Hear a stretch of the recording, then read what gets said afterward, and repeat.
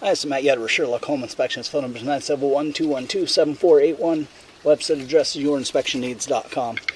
Today's date is Wednesday, September 18th, 2024.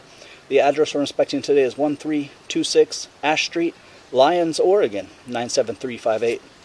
We are about to perform a video inspection of the property's main sewer line through the side yard exterior cleanout. The equipment being used today is the Rigid Sea Snake. This is one of the best sewer cameras on the market today. Before we begin this video inspection, it is to be noted that some H sewer pipes made of clay, concrete, cast iron, asbestos, and Orangeburg may be in good working order and may never have had a clogged or sewer backup before. However, due to real estate transactions, attorneys, and lawsuits, Sherlock Home Inspection must recommend the following to meet the current codes. All sewer pipes should be watertight, made of cast iron, ABS 3034 or HDPE pipe with all appropriate fittings and couplers. All sewer pipes should be free from breaks, offsets, separations, tree roots, valleys, and party sewers. Sherlock Home Inspections recommends replacing any sewer pipe that does not meet these specifications. Here we go. We are in a 4-inch HDPE pipe. We are running some water from the kitchen sink to ensure that our pipe is watertight and is going to remain watertight throughout this inspection. Pipe shows no recent signs of blockage or backup. And it looks like we are running just straight as an arrow to the septic tank. Now this is a video inspection of the sewer line called a sewer scope. We would highly recommend having the septic tank serviced, cleaned, pumped, leach fields serviced, you know, the whole works on the septic tank, but this will tell you the condition of the sewer pipe. Again, we are running some water from the kitchen sink to ensure that our pipe is watertight, and it's going to remain watertight throughout the entire length, start to finish.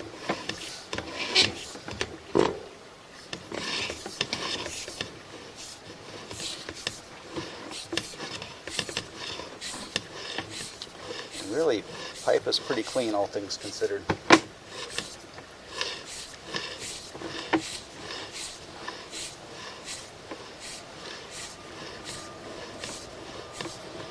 And it's a nice, today's standard for sewer piping is 3 inches, and so we have a nice big 4-inch pipe too, which just is even that much better for preventing blockage and backup and all that stuff. And then also they're doing us a favor in that they're going straight at the septic tank. There's no twists, turns, 90s, anything like that. It's just right at it. You can see we had a pretty strong flow. It changes a little bit here. We go a little bit flat. It looks like we still are draining. That's probably the area where we're, you know, the flattest area of the pipe. What we'll do is once we reach the tank, we'll turn off the water, drain everything out, and see how the area reacts. But it's a little bit of marginal pitch through there. There, the camera head is starting to go underwater. It's a little bit of marginal pitch right here, and I'm assuming we're getting close to the end. Yeah, it's a little bit of a sag in the line.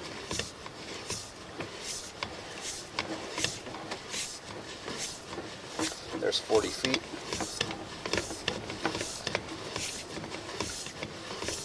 And then here's our septic tank. Is going to be up right around the corner here.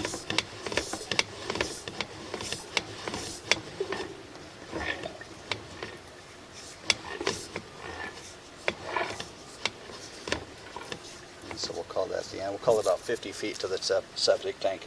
So we're going to turn off the water, drain everything out of the pipe, look at the pipe one more time in reverse.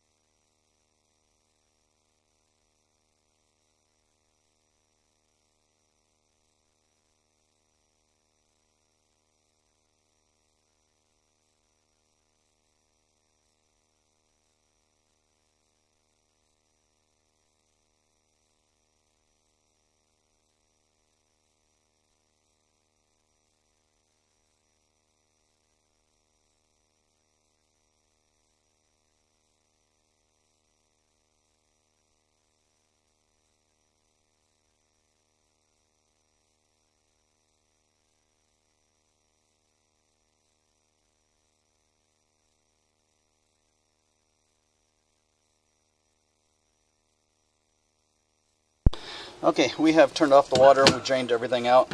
We're going to look at the pipe one more time in reverse. Now this is the most common area where we will see a little bit of standing water, and that's right at the septic tank connection. This is a pretty common one. It seems like they always have a little bit of a hard time keeping a downhill pitch as it gets into the top of the septic tank, and so that one's really normal. Usually it occurs within the last 3 to 5 feet of the septic tank and then goes into the tank. So that is a very common one. But as you can see, there's still a little residual stuff making its way through, but you can see for the most part everything has drained through here. You can see everything is still making its way towards it. And again, with the 4-inch pipe, nice plastic HDPE pipe, probably not much in the way of blockage or backup unless something large was flushed down it. So again, this is the area where we had a little bit of standing water. You can see there's going to be a little bit of residual stuff hanging on, but for the most part it's drained pretty well. The camera head is no longer submerged in this area back away from the tank. You can see there's a little residual stuff in the plastic piping, but the good news is it looks like the bulk of it has gone ahead and drained off. So you turn off the water and everything still does make its way towards the tank. This is probably the area of that little bit of a sag that it showed with the water running. So yeah, there will be some standing water, there will be some residual stuff in here. I'd recommend having a sewer scope every 3 years or so, keeping an eye on it. It is estimated that, you know, at some point in the life of even a new sewer pipe, it's going to wiggle, it's going to move every 3 years because of the amount of weight on the pipe, the amount of rain that happens up here. It's not uncommon for them to wiggle and settle and all that sort of stuff. But as of right now, it's so minor, I think the sewer pipe passes inspection, and we'll just recommend keeping an eye on it. So maybe every 3 years or so would be nice to know. But there's no, at this point, if you take a snapshot of the property currently today, there's no risk of blockage or backup or anything like that. There was, you know, the camera had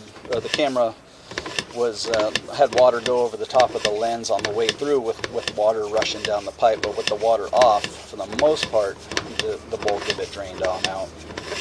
So again, the sewer pipe passes inspection. If you take a snapshot of the property currently today, it appears to be a working condition. It is doing what it needs to do. There's no stuck on toilet paper, wipes, or anything like that. There's no sludgy buildup. It's just got a little bit of marginal pitch in an area. So sewer pipe passes inspection. I'd recommend having a sewer scope every 3 years, just keeping an eye on things.